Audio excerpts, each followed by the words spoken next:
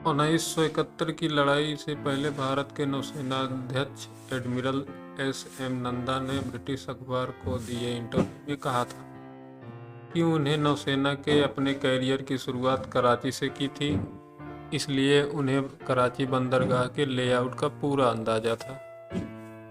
उन्हें मौका मिलता है तो कराची बंदरगाह में आग लगाने से नहीं चूकेंगे। भारतीय नौसेना ने अपने नौसैनिक ठिकानों की सुरक्षा के लिए सोवियत संघ से कुछ मिसाइल बोट खरीदने का फैसला किया। कैप्टन के नैयर के नेतृत्व में भारतीय नौसैनिक अधिकारियों का दल सोवियत संघ भेजा गया ताकि वो सोवियत विशेषज्ञों से इस जटिल मिसाइल बोट को चलाने का प्रशिक्षण ले सके। इस दल से सोवियत नगर व्लादिवोस्टोक में न सिर्फ इन मिसाइल बोटों को चलाने की ट्रेनिंग ली, बल्कि रूसी भाषा में भी महारत हासिल कर ली। जब भारतीय नौसैनिक सोवियत संघ में प्रशिक्षण ले रहे थे तो कैप्टन नैयर ने अपनी टीम से सवाल किया कि क्या इन मिसाइल बोटों का इस्तेमाल रक्षण के बजाय आक्रमण में भी किया जा सकता है। मेजर जनरल इयान कार्डोजो ने अपनी किताब 1971 stories of grit and glory from India Pakistan war में लिखा है, इन बोटों में गति तो थी, लेकिन वो खुले समुद्र में लंबी दूरी तक जाने के लिए डिजाइन नहीं की गई थी। गति तेज रखने के कारण वो बहुत अधिक ईंधन पीती थी और किसी भी हालत में 500 नॉटिकल मील से आगे नहीं जा सकती थी। इसके अलावा ये नीची नौकाएं थीं, जिसकी वजह से समुद्र की ऊंची लहरें उनके ऊपर से निकल सकती थी। इन मिसाइल बोटों का आक्रामक इस्तेमाल करने के बारे में नौसेना के चुनिंदा अधिकारियों के बीच मंत्रणा हुई और कमांडर विजय जयरथ से इस बारे में एक पेपर लिखने के लिए कहा गया। कैप्टन नैयर द्वारा देख लिए जाने के बाद इसे दिल्ली में नौसेना मुख्यालय में नोबेल आर्ट्स एंड प्लान्स को भेजा गया। जनवरी 1971 में इन मिसाइल बोट्स को सोवियत संघ से भारत लाया गया। हर मिसाइल बोट का वजन करीब 180 टन था। पता चला कि मुंबई बंदरगाह में बड़े जहाज से इन बोटों को उतारने के लिए जरूरी क्रेन उपलब्ध नहीं है। तब इनको कोलकाता ले जाया गया। अब दिक्कत आई कि उन्हें बम्बई कैसे ले जाया जाए। कई प्रयोगों के बाद लेफ्टिनेंट कमांडर क्वाट्रा ने एक टोइंग गैजेट बनाया, जिसकी मदद से इन 8 मिसाइल बोटों को 8 नौसैनिक पोतों द्वारा टो करके कोलकाता से मुंबई लाया जाएगा। दूर के लक्ष्य को बर्बाद करने के लिए इन मिसाइल बोटों से कई अभ्यास किए गए। नौसैनिक अधिकारी इन मिसाइल बोटों की रडार रेंज और उनकी मिसाइल का सटीक निशाना देखकर आश्चर्यचकित रह गए।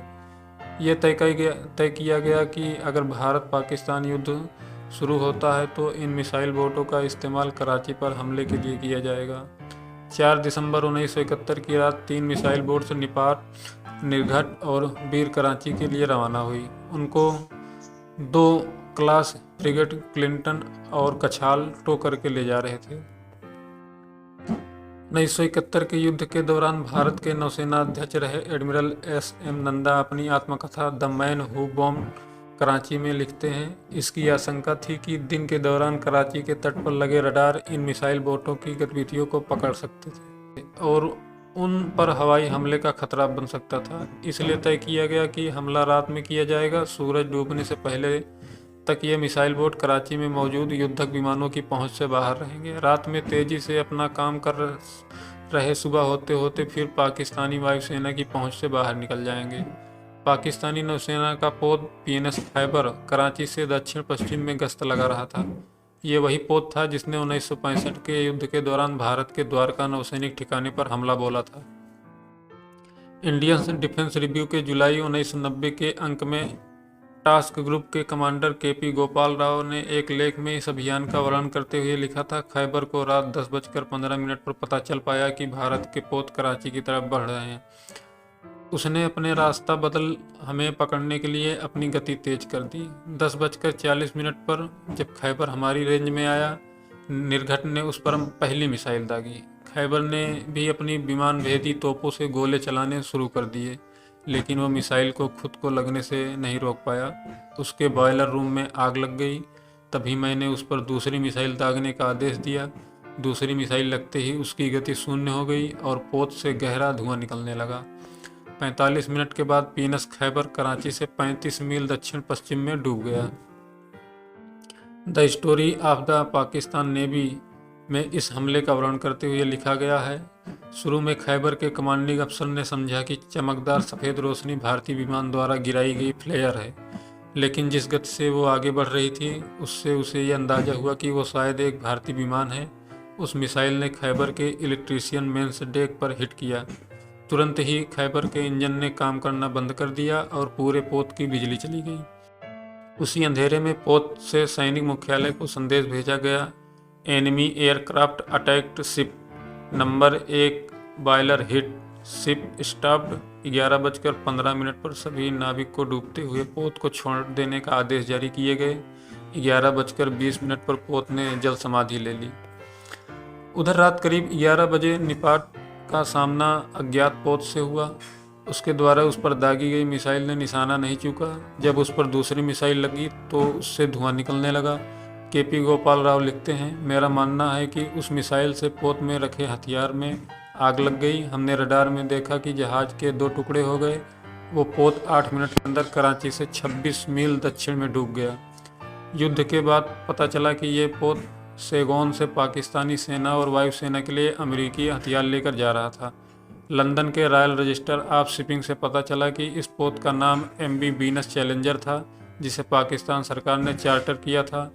इसको 5 दिसंबर 1971 को दोपहर 1:30 बजे कराची पहुंचना था।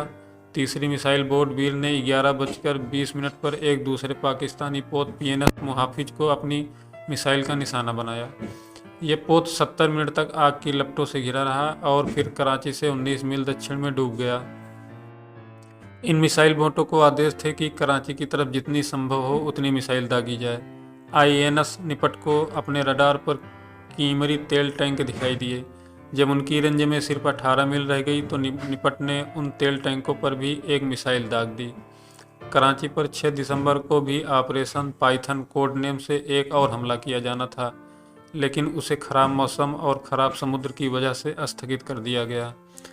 2 दिन बाद 8 दिसंबर को एक दूसरी मिसाइल बोट INS विनाश ने वो हमला किया। उसके साथ भारतीय नौसेना के 2 फ्रिगेट त्रिशूल और तलवार भी गए। इस मिसाइल बोट की कमान थी लेफ्टिनेंट कमांडर विजय जैरथ के हाथ में। अभी विनाश के 30 नौसैनिक कराची पर दूसरा हमला करने की तैयारी कर रहे थे कि बोट की बिजली फेल हो गई और कंट्रोल ऑटो पायलट पर चला गया। वह अभी भी बैटरी से मिसाइल चला सकते थे, लेकिन वो अपने लक्ष्य को रडार से देख नहीं सकते थे। वो अपने आप को इस संभावना के लिए तैयार कर ही रहे थे कि करीब 11 बजे बोट की बिजली वापस आ गई। जैरथ ने BBC को बताया, मैंने रडार की तरफ देखा, एक पोत धीरे धीरे कराची बंदरगाह से निकल रहा था।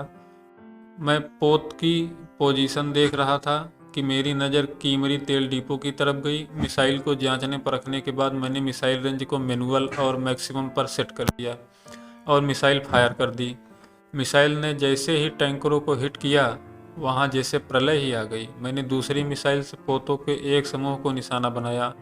वहाँ खड़े एक ब्रिटिश जहाज SS हरमटन में आग लग गई और पनामा का पोर्ट गल्फ स्टार बर्बाद होकर डूब गया। चौथी मिसाइल PNS ढाका पर दागी गई, लेकिन उसके कमांडर ने कौशल और बुद्धि का परिचय देते हुए अपने पोत को बचा लिया। लेकिन कीमरी तेल डिपो में लगी आग को 60 मील की दूरी से भी देखा जा सकता था। ऑपरेशन खत्म होते ही जैरथ ने रेडियो पर संदेश भेजा, four pigeons happy in the nest rejoining. उनको जवाब मिला, F-15 से विनाश के लिए इससे अच्छी दिवाली हमने आज तक नहीं देखी। कराची के तेल डिपो में लगी आग को 7 दिन तक नहीं बुझाया जा सका। अगले दिन जब भारतीय वायुसेना के विमान चालक कराची पर बमबारी करने गए तो उन्हें रिपोर्ट दी, एशिया का सबसे बड़ा बोन फायर था।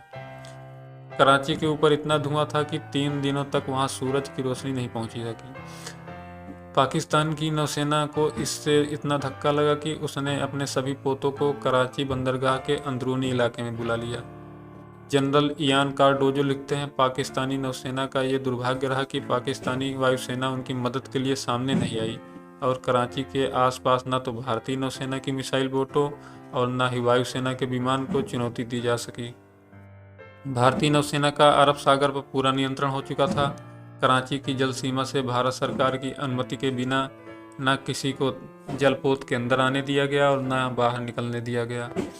उधर सोवियत उपग्रहों के जरिए कराची के आसपास लड़ी जाने वाली इन नौसैनिक लड़ाई के दृश्य सोवियत नौसेना प्रमुख एडमिरल गोर्सकाव के पास पहुंच रहे थे। एडमिरल गोर्सकाव को अपनी आंखों पर यकीन नहीं हो रहा था कि जिन मिसाइल बोटों को उन्होंने भारत को उसके नौसैनिक ठिकानों के रक्षण के लिए दिया था, वही मिसाइल बोट्स कराची पर हमला करने में इस्तेमाल की जा रही है। गोर्सकाव इस दृश्य को देखकर इतने खुश हुए कि उन्होंने वहां मौजूद अपने साथियों को गले लगा लिया। लड़ाई के कुछ दिन बाद एडमिरल गोर्सकाव अपने बेड़े के साथ मुंबई पहुंचे।